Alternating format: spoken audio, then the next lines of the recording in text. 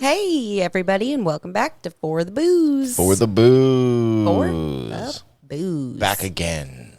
Again and again. Well, I mean, people listening don't know, but I mean, we kind of like haven't. We used to record every week, and somehow we've ended up on an every other week kind of scenario. Yeah. But hey, it's all the same to you guys. We know. But for us, it's kind of weird. It is weird. It is weird. It feels like we haven't done this in a while. It's because we haven't.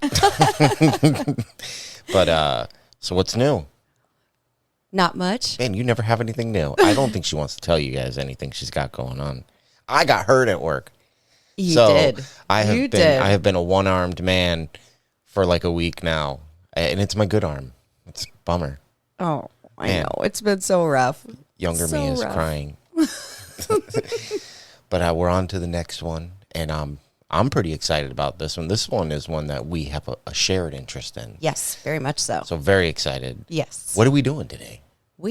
Oh, wait, you know what? Before we do that. Okay. I keep trying to remember to like play little spots and promos for friends on Twitter, their shows. Okay. That I think that our listeners would like. So today we're going to hear from my boy Jonah over at the Blue Collar Enlightenment Show. And this is going to be a little longer, but this is going to be him and I believe his co-host breaking down what the show is about. But I think the listeners of our show would really enjoy this. So without further ado, it goes to you, Jonah.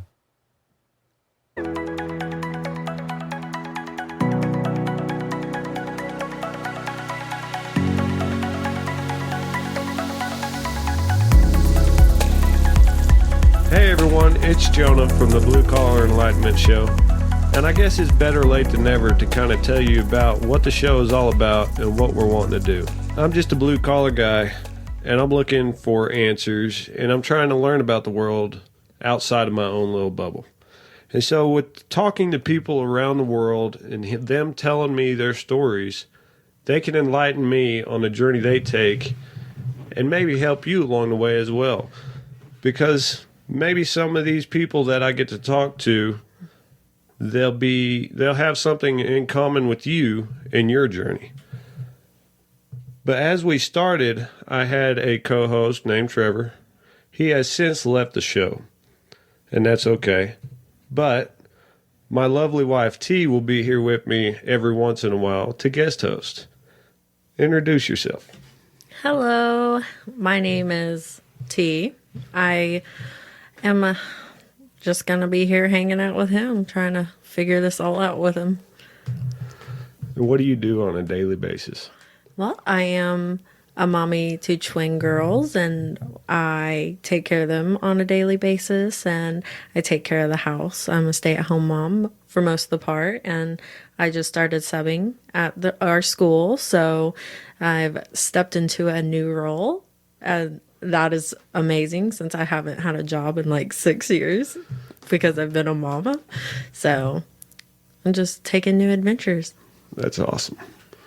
And we're excited to have you on, to have you on this journey with me. You've been pushing me and you've been behind me on everything that I've wanted to do, all my hobbies, all that good stuff. So might as well bring you along on this journey as well, right? I might as well be part so that I can see you at least once a week. I know it's been crazy. But for now, remember to go check us out. We'll be on Facebook, the Blue Collar Enlightenment Show, Twitter, at the BCE Show. Give us a follow. Make sure to message us. Tell us what you think about the show. So until then, see you later. Bye.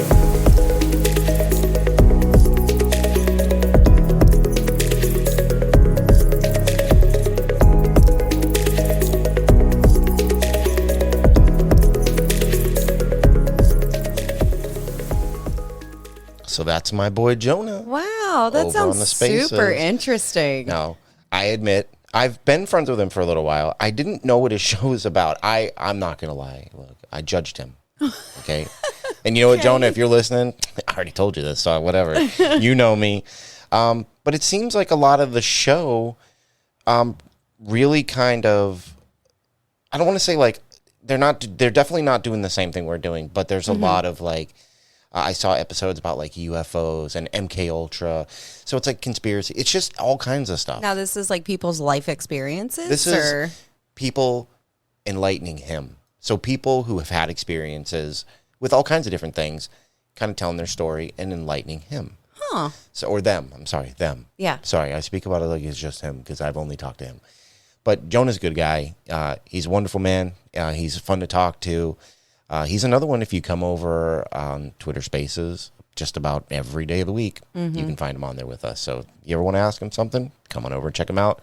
I will definitely have to check that out. That sounds super cool. But we're on to our show now. We are. Sorry, we're back Jonah, onto our show. Sorry, Jonah, we're moving on. What are we doing today? Today, we are doing the infamous Cecil Hotel. Geez, the infamous, huh? Ooh. Yeah, didn't even just get a title. It's just the infamous. Thought you were going to stop. I think everybody at this point knows what the Cecil Hotel is. Well, you know what I think it was? It was kind of popular in pop culture to a certain extent, but I think that the TV special that Ghost Hunters did, I think really pushed it forward a bit, because then all of a sudden there were tons of YouTube videos. No, granted, you couldn't get in there was a problem, but while it was known about, it didn't really popularize until recently. And I don't know when that Cecil Hotel like documentary thing came out on Netflix, but I do know it was during COVID. It was like a year ago. So I don't know if it had the same traction, say, as Tiger King during all of that. I don't think anything had the traction that Tiger King had. I had heard about the Cecil Hotel before, but it wasn't like this big, huge thing to me that it is now. So I don't know. I just thought that documentary was really cool. And then all of this stuff just started snowballing after it. It was really neat. I think for me, a lot of the listeners probably don't know this, but I've been very infatuated with like the whole serial killer culture for most of my life. You have. That's where I know about it. I know about it from Richard Ramirez. The freaking, LA killer, like the Night Stalker. I mean, he's got to be the scariest dude that's ever lived. Agreed. I mean, he was, for even serial killers, dude was out there. So he kind of fascinates me the most, unfortunately. Yeah, and so that's where I know it from. We enjoy very much true crime. Yes. And as much as we want to put true crime into this podcast, there's so many already. We decided just to stick with one avenue, but that is a very, very big part of things we watch and things like that together. I mean, look, if it hadn't been a paranormal podcast, I would want to do a true crime podcast. Oh, yeah.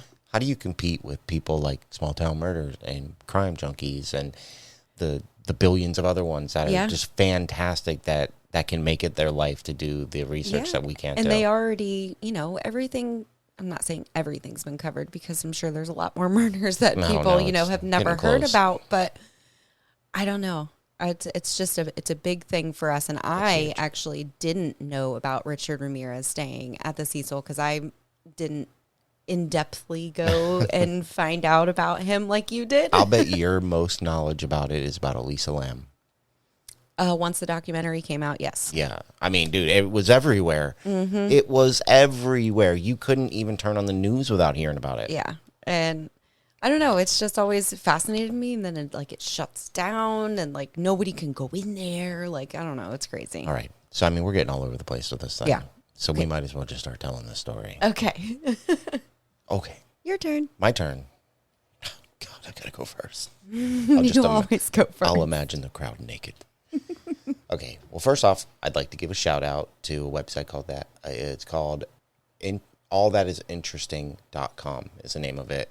That's interesting. And of course, the great and almighty Wikipedia, along with a few other historic newspapers that I couldn't find the names of, but amazing websites. You can go check out all these. But for now, it's time to talk about the Cecil Hotel. Let's do it.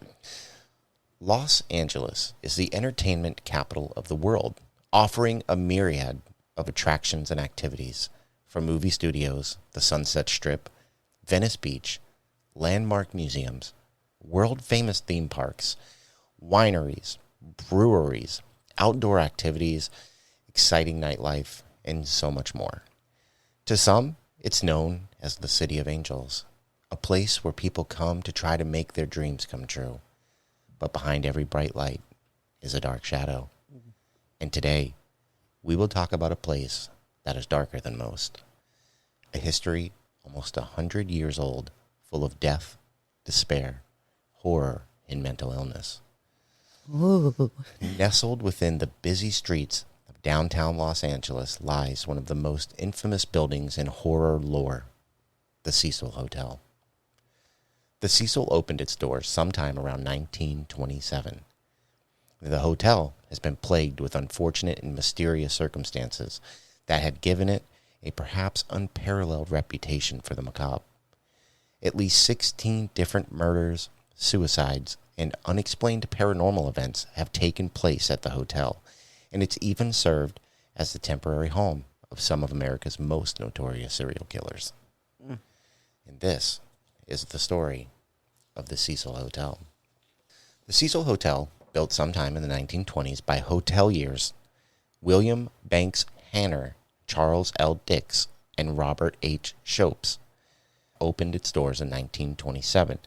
It was supposed to be a destination hotel for international businessmen and social elites. Hanner spent $1 million on the 700-room Beaux Arts style hotel, complete with a marble lobby, stained glass windows, palm trees, and an opulent staircase. In today's money, that would mean that they spent $16 million. Wow. $813,099.42. Today, an increase of $15,813,099.42 over the span of 98 years.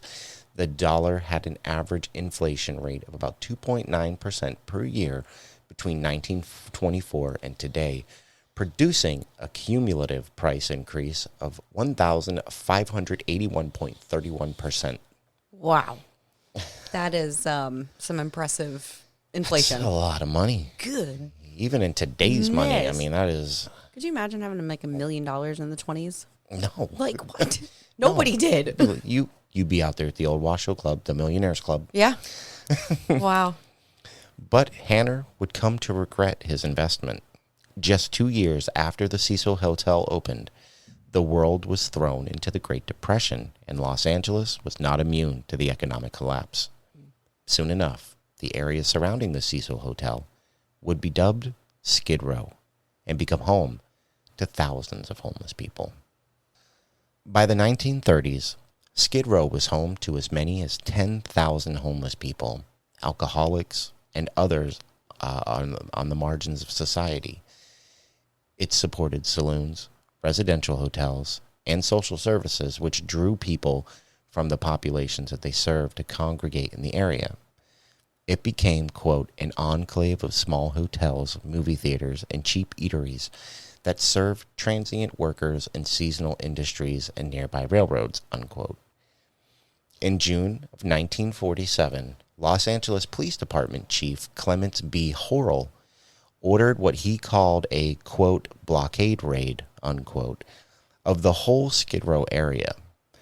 Over 350 people were arrested. Now, Assistant Chief Joseph Reed, who claimed that, quote, at least 50% of all the crime in Los Angeles originates in the Skid Row area, unquote, stated that there had been no, quote, strong-arm robberies, unquote, on Skid Row as late as 1 week after the raid. Longtime residents, however, were skeptical that the changes would last. In the 1950s, the area, there's a lot of quotes, quote, evolved into a place where alcoholics and other people down on their luck could get a meal and a bed, unquote. In 1956, the city of Los Angeles was in the midst of a program to, quote, rehabilitate Skid Row.